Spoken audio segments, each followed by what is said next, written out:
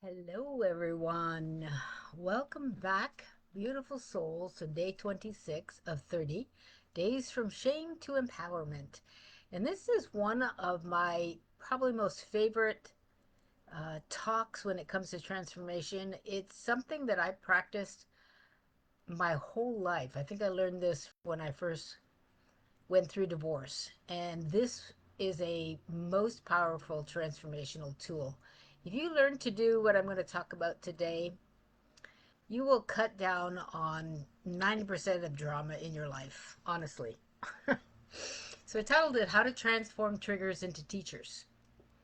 So this is something we all experience, but few of us really understand it with kindness, how to respond to triggers with kindness. You know that feeling that ends up in your body, in the somatic experience. Someone says something really small seemingly, but your whole body lights up with anger or defensiveness or shame. And it's likely being emotionally hijacked because you feel so flooded with anger, anxiety, whatever it is that comes up from you from that stored, typically trauma or experience that you found painful that you haven't been able to let go of. So we often think that being triggered means we're broken or we're weak, or the fun one now is you're not spiritual enough. That's not true. That's not true. A trigger is not a flaw. It's an invitation. It's your inner self is saying, "Hey, there's something here that still needs your love." Isn't that an interesting idea? There's something here that still needs your love. So there's nothing there to be triggered about. It's literally a message of we need to heal this spot like a speed bump with love and put the old energy behind you. So we're going to kind of start redefining what a trigger really is. A trigger is an external event. It's a word or a tone or a gesture or a memory that touches an unhealed place inside of you, inside of us.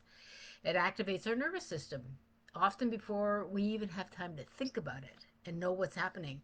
The heart begins to race, the breath tightens, gets shorter, and the stomach turns into a big knot. That's where I held all my anxiety, was in my stomach always. Your mind will start to spin. Like on a racetrack, you're going to hear all these old stories popping up. That's when you know what's happening. That's your anchor right there.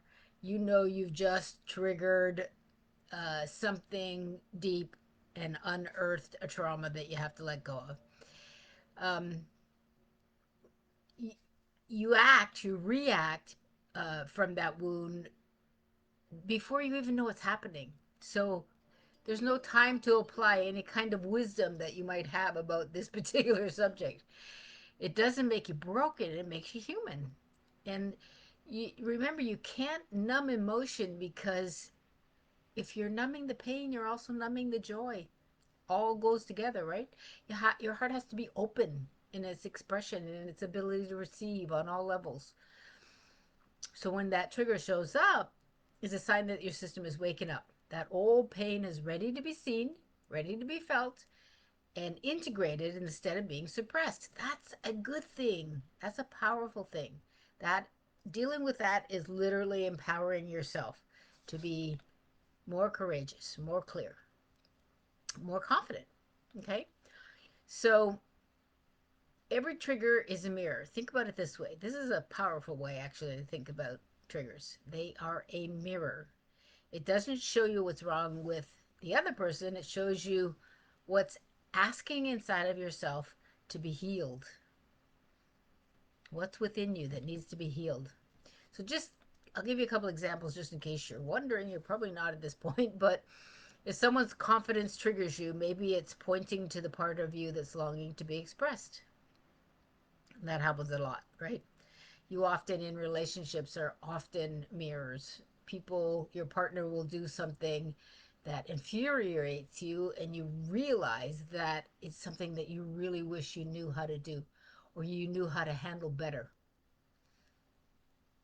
Sometimes someone criticizes you and it wrecks your day. Maybe it's touching an old wound of not being enough. You feel enough in a particular area. You've always wanted to accomplish a certain thing, and they are poking in on what that thing is.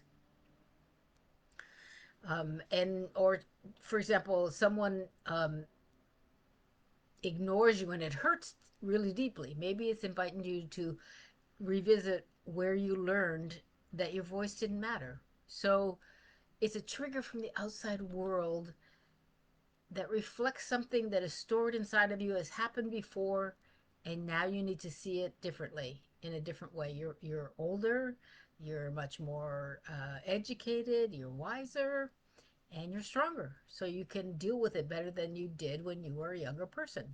And this is how you deal with triggers. This is an important process.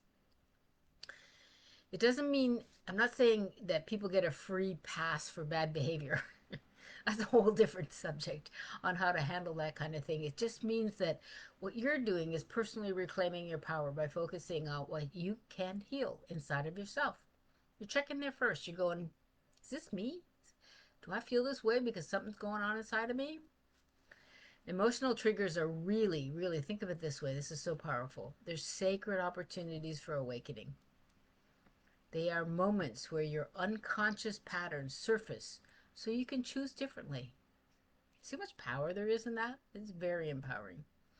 Every time we face what we once ran away from, we're going to increase our power to create more love instead of fear. And that's precisely what triggers are. They're little arrows pointing towards freedom. That way! Remember that movie where the little guys are always going, that way, no, that way. Watch for your triggers. They'll tell you where to go. It's precisely what they are, pointing towards freedom.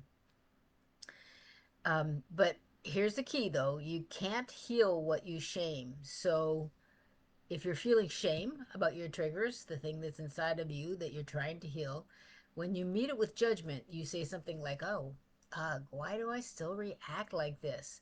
You're reinforcing the shame. But when you meet it with compassion, this is the key point we've been talking about all along. Meet it with compassion. You say something like, wow, I must really need tenderness here. Not sure what happened way back when, but I need to love myself through this. There, you're creating a space for healing. Hope you heard that distinction. If you didn't, go back and listen again. So instead of seeing triggers as setbacks, see them as feedback. There's, it's the body's ways of saying there are unmet needs here for me. Please listen. They're important. I mean, maybe it's a need for safety. Maybe it's a need for validation. Maybe you just simply need to rest. Sometimes it's just those things. It's not necessarily trauma that, is coming up, because after a while, those things, go to a minimum. You don't have to deal with them anymore. You do this enough. You deal with triggers enough. You have released your trauma. But whatever it is, just remember your trigger is not punishing you, it's trying to free you. So take a deep breath.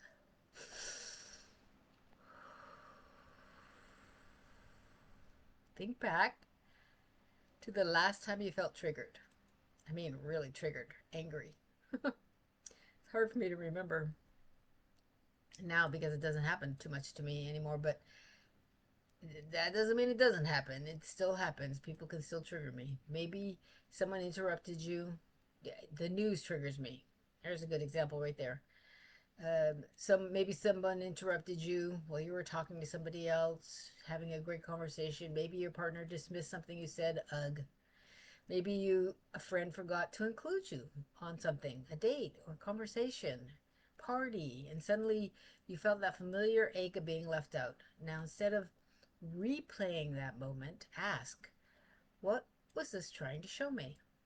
This situation. Was it touching a fear of being unseen? Was it a need for respect?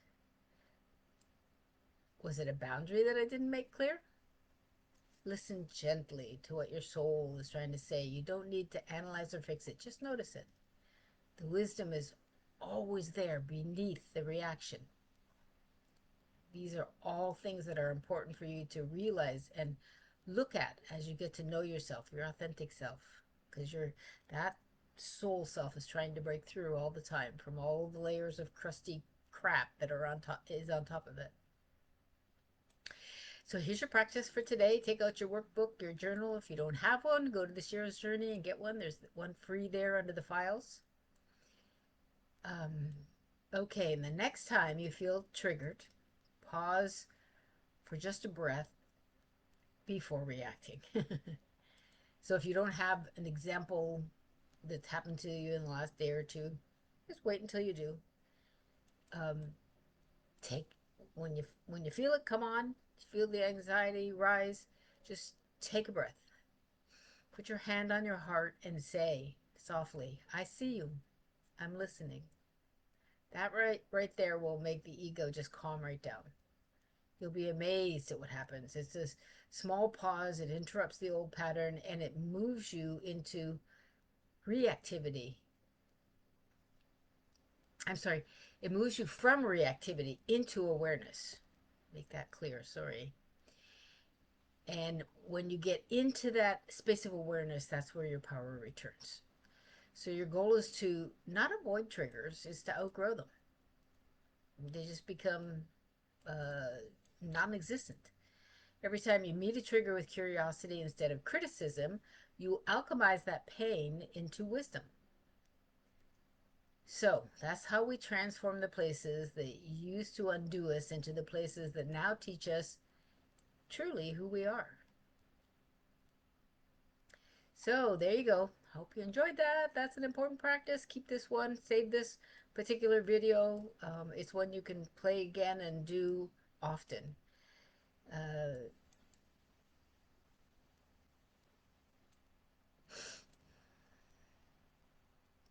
just remember, triggers are not the enemy. They are showing you where love needs to take over. And when you meet them with grace, you can turn that pain you feel inside into power, into being self empowered. Okay? Yay. So, tomorrow we step into the next phase, living out loud.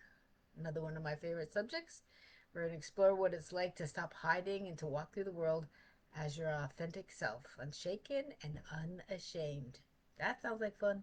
See you tomorrow. Thanks for coming.